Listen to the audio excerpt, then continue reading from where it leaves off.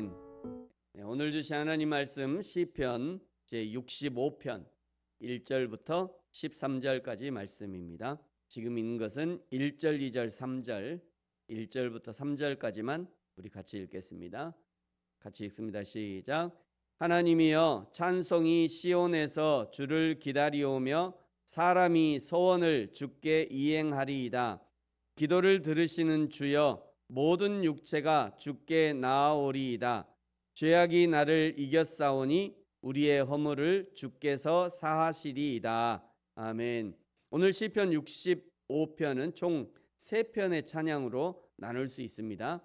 1절부터 5절까지가 시온에서 죄를 사하시고 백성을 택하시는 구원의 은혜에 대한 찬양, 6절부터 8절까지는 온 세상과 바다를 통치하시는 창조주의 주권과 권능에 대한 찬양, 그리고 9절부터 13절까지가 대지에 비를 내리시고 풍성한 수확을 주시는 섭리적 돌보심에 대한 찬양으로 나눌 수 있습니다. 오늘 시편의 내용 중에 가장 눈에 들어오는 부분은 아무래도 9절부터 13절까지 풍년을 주시는 하나님을 찬양하는 그런 부분이 아닐까 생각합니다. 9절에 보시면요, 땅을 윤택하게 하셨고 강에 물이 가득하게 하셨고 곡식을 주셨다. 10절, 밭고랑에 물을 넉넉하게 되셨고 담비로 부드럽게 하시고 싹에 복을 주시고 11절, 한 해를 관 씌우시고 기름방울이 떨어진다. 풍작을 의미하는 거죠.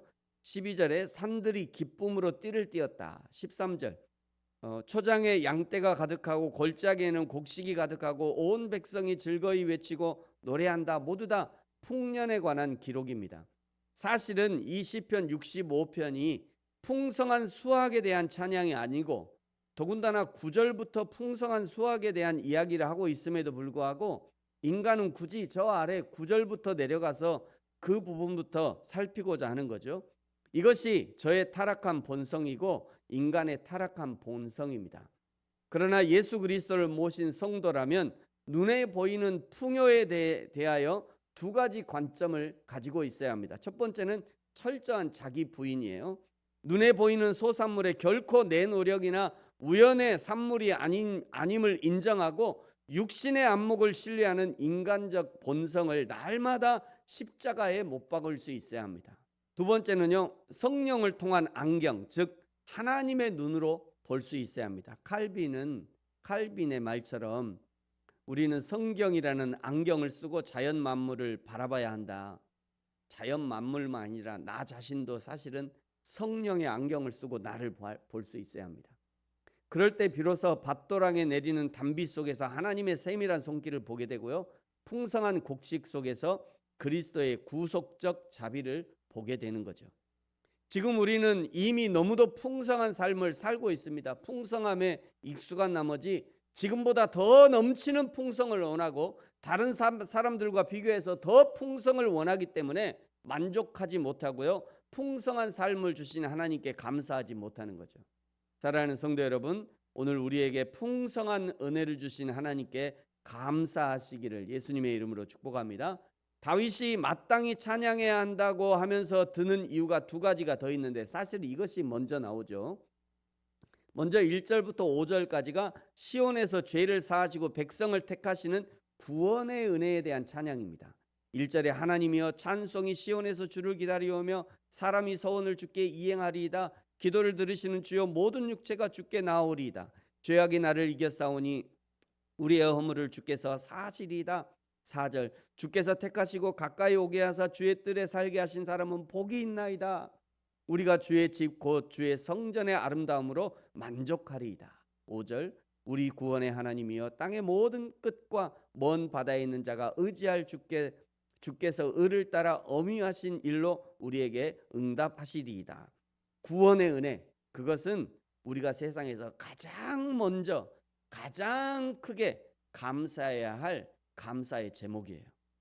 그 다음에 6절부터 8절까지 두 번째 찬양해야 될 이유를 말씀하죠. 창조주 하나님을 찬양하는 겁니다. 6절에 주는 산을 세우시고 권능으로 띠를 띄우시고, 6, 7절 바다와 만민의 소요까지 진정하게 하신다. 8절 아침 되는 것과 저녁 되는 것을 후반절에 나오죠.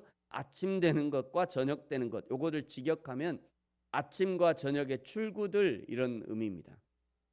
이것은 동쪽 해가 뜨는 곳과 서쪽 해가 지는 곳을 뜻하는 대유법적 표현으로요, 지구의 모든 공간과 매일 반복되는 모든 시간을 총칭하면서 그 모든 시간을 즐거워하게 하셨다, 하나님이 즐거워하게 하셨다, 이런 의미예요. 그 다음에 드디어 다윗은 한 해 풍성한 수확을 주신 하나님께 감사하는 거죠. 그러나 이 역시 정확하게 표현하면 풍성한 수확 때문에 찬양하는 것이 아니라 구원의 하나님, 천지를 지으신 하나님을 인격적으로 만났기 때문에 하나님 앞에 찬양할 수 있는 거죠. 수확이 많은 사람들이 다 하나님을 찬양합니까? 대한민국이 명실상부한 세계 경제 10위권의 나라가 되었는데 그래서 교회가 더 많아졌나요? 기독교인이 더 많이 생겼습니까? 아니요. 훨씬 줄어들었어요. 교회가. 말할 수 없이 줄어들었습니다. 앞으로 광주와 전남에 대한민국 역사 이래 가장 큰 반도체에 관한 메가 프로젝트가 진행된다고 하는데 그 4천조가 넘는 자금이 투입되고 사람들로 넘쳐나고 주체할 수 없을 만큼 돈이 흘러넘칠 것 같은데, 그런데 그렇게 되면 사람들이 하나님을 찾을까요? 경제적으로 큰 기회가 될 수 있지만 영적인 측면에서는 매우 큰 위기가 닥칠 수도 있겠다라는 생각을 하게 됩니다. 교회는 다가올 시대를 잘 준비해야 될 것입니다. 수입이 넘치고 금고가 넘쳐나는 것 때문에 눈이 가려워져서 정말로 감사드려야 할 하나님을 찾지 못하고 하나님께 감사하지 못하는 일들이 벌어지지 않도록 대비해야 될 것입니다. 뿐만 아니라 만약 지금 나는 너무 경제적으로 어렵고 다른 것들이 너무 힘들어서 도무지 찬양할 마음이 아니라는 분이 계시다면 이렇게 한번 질문해 보고 싶어요. 구원을 인해서 찬양해 보셨습니까? 오늘 살아있음으로 인해서 찬양하고 계십니까? 가족으로 인해서 찬양하고 계십니까? 건강으로 인해서 찬양하고 계십니까? 구원이나 생명, 가족이나 건강, 사실은 풍성한 수확보다 훨씬 더 귀한 것들이죠. 성도가 찬양해야 되는 이유는 수확이 많고 적음에 상관없이 구원의 하나님, 천지를 창조하신 하나님이 마음에 임하셨기 때문에 찬양을 드리는 겁니다. 그래서 참으로 구원받은 성도는 모든 것을 다 잃어버려도 찬양이 흘러나오죠. 욥이 그 증인입니다. 재산을 다 잃고 자식을 다 잃어버렸을 때 욥이 고백하죠. 내가 모태에서 알몸으로 나와사온즉 또한 알몸이 그리로 돌아갈지라. 주신 이도 여호와시요 거두신 이도 여호와시니 여호와의 이름이 찬송을 받으실지니라. 욥의 찬양은 하나님 때문에 나오는 것이었습니다. 저와 여러분은 어떻습니까? 욥이 찬양하는 이유가 저와 여러분의 찬양의 이유가 되고 있습니까? 사랑하는 성도 여러분, 오늘 다윗이 찬양하는 이유, 구원의 하나님을 찬양하고 창조주 하나님을 찬양할 때 그 나머지 모든 일들에 대해서도 찬양할 수 있는 것입니다. 오늘 이 하루 그리고 날마다의 삶 속에서 구원의 하나님께 찬양하고 감사하고 창조주 하나님의 은혜의 손길을 기억하며 감사하고 찬양하는 저와 여러분의 삶이 되어지기를 예수님의 이름으로 축복합니다. 기도하겠습니다. 하나님 아버지 감사합니다. 우리에게 풍성한 추수를 주신 하나님께 감사하기 전에 나를 창조하신 하나님께 먼저 감사하고 나를 구원하신 하나님께 먼저 감사할 수 있는 참 믿음의 사람들이 되게 하시고 욥의 고백 주신 이도 여호와시요 거두신 이도 여호와시오니 여호와의 이름이 찬송을 받으실지니이다. 이 고백이 나와 우리의 고백이 될 수 있도록 축복하여 주옵소서. 감사합니다. 예수님의 이름으로 기도합니다. 아멘. 하늘에 계신 우리 아버지, 아버지의 이름을 거룩하게 하시며 아버지의 나라가 오게 하시며 아버지의 뜻이 하늘에서와 같이 땅에서도 이루어지게 하소서. 오늘 우리에게 일용할 양식을 주시고 우리가 우리에게 잘못한 사람을 용서하여 준 것 같이 우리 죄를 용서하여 주시고 우리를 시험에 빠지지 않게 하시고 악에서 구하소서. 나라와 권능과 영광이 영원히 아버지의 것입니다. 아멘.